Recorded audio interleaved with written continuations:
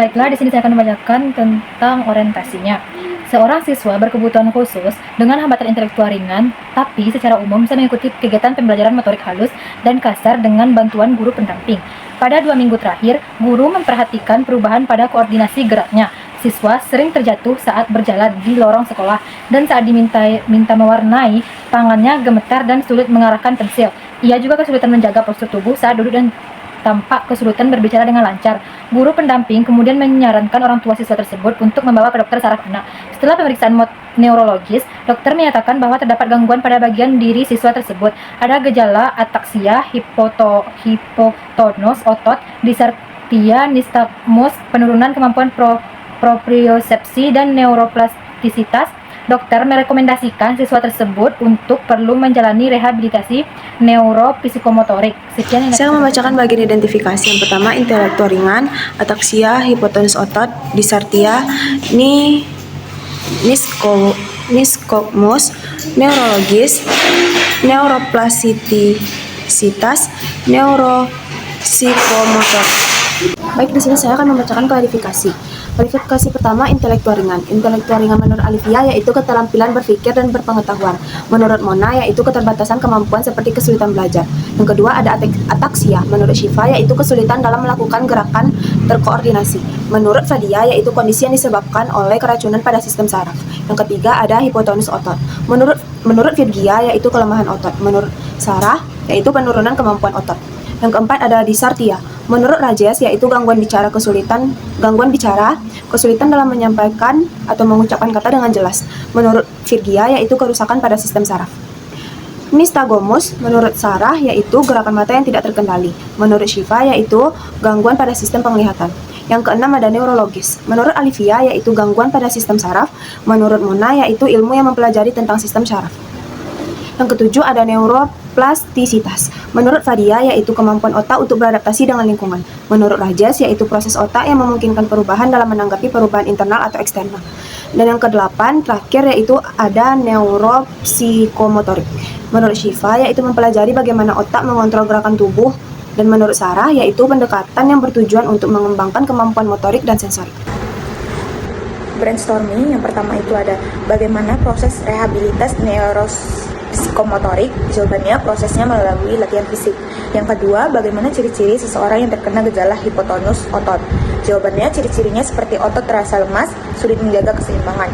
Soal yang ketiga, mengapa anak dengan gangguan saraf sering mengalami kesulitan dalam mengontrol gerak tubuhnya. Jawabannya karena sarafnya terganggu, jadi otak susah ngatur gerak tubuh. Soal yang keempat, mengapa peran guru pendamping sangat penting dalam mengikuti kegiatan pembelajaran?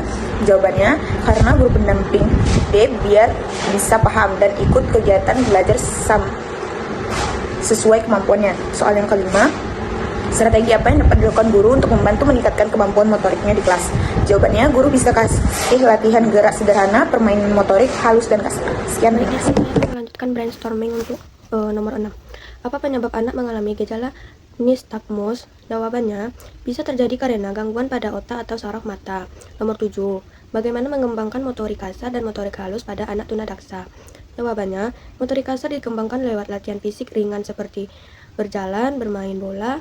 Motorik halus dilatih dengan kegiatan menggambar. Untuk nomor 8, bagaimana penerapan rehabilitasi neuropsikomotorik dapat diintegrasikan dengan kegiatan belajar di sekolah?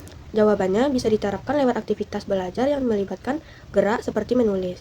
Nomor 9, sikap apa yang sebaiknya ditunjukkan guru dan teman-teman terhadap kondisi D?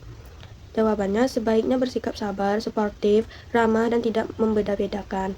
Apa indikator keberhasilan intervensi terhadap anak? Jawabannya dapat dilihat dengan kemampuan motorik dan kemandiriannya. Untuk soal nomor 1, bagaimana proses rehabilitas neuropsikomotorik?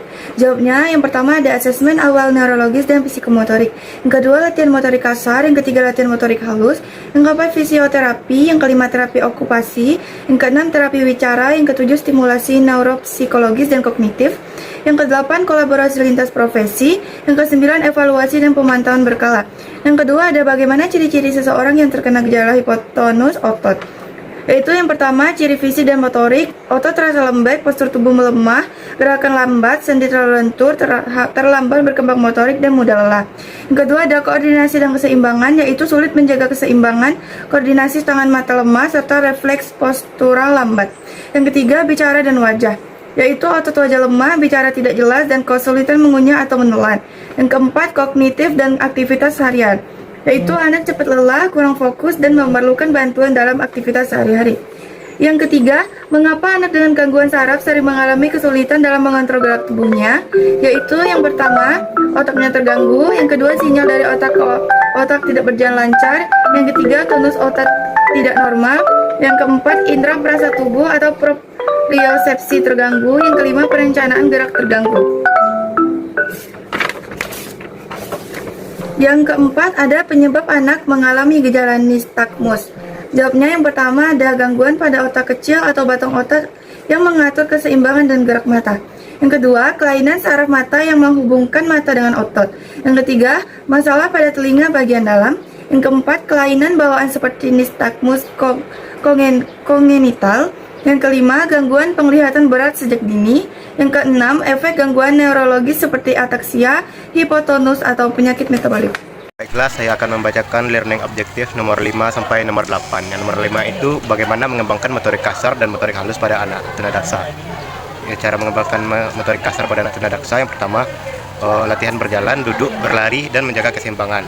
Kedua, bermain bola atau permainan yang melatih gerak tubuh anak. Ketiga itu berenang atau bermain di air agar gerakan lebih ringan. Kalau cara mengembangkan motorik halus pada anak tunadaksa yaitu melatih gerakan jari melalui morens, menyusun balok atau menjepit benda, menggambar, menulis, dan mewarnai dengan alat bantu pegangan, dan bermain pasir, tanah liat untuk melatih koordinasi jari. Selanjutnya pertanyaan nomor 6, bagaimana penerapan rehabilitasi neuropsikomotorik dapat diintegrasikan dengan kegiatan belajar di sekolah? Jawabannya yang pertama itu guru menyesuaikan kegiatan belajar dengan kemampuan fisik anak. Kedua, latihan motorik dimasukkan ke dalam pelajaran seperti menulis atau bermain bola kecil. Ketiga, gunakan media belajar yang melatih koordinasi, misalnya puzzle. Selanjutnya soal nomor 7, sikap apa yang sebaiknya ditunjukkan guru dan teman-teman terhadap kondisi D? Jawabannya adalah empati dan pengertian, sabar dan suportif, tidak mengejek atau membeda-bedakan, dan mau membantu dengan tulus. Selanjutnya soal terakhir atau learning objektif terakhir, apa indikator keberhasilan intervensi terhadap kasus D? Yang pertama yaitu koordinasi gerak tubuhnya membaik, kedua kemampuan motorik halus meningkat, postur tubuh lebih baik, dan kemampuan bicara membaik. Dari kasus tersebut dapat disimpulkan bahwa gangguan pada sistem saraf dapat menimbulkan berbagai kesulitan dalam mengendalikan gerak tubuh, berbicara, menjaga keseimbangan, serta melakukan aktivitas sehari-hari.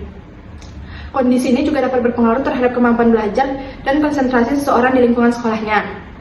Oleh karena itu, penanganan tidak hanya berfokus pada aspek medis, tetapi juga harus melibatkan dukungan dari pihak sekolah maupun keluarga. Pendekatan yang tepat seperti melalui terapi dan penyesuaian kegiatan belajar sangat penting agar perkembangan motorik dan kemampuan akademik tetap berkembang sesuai potensinya.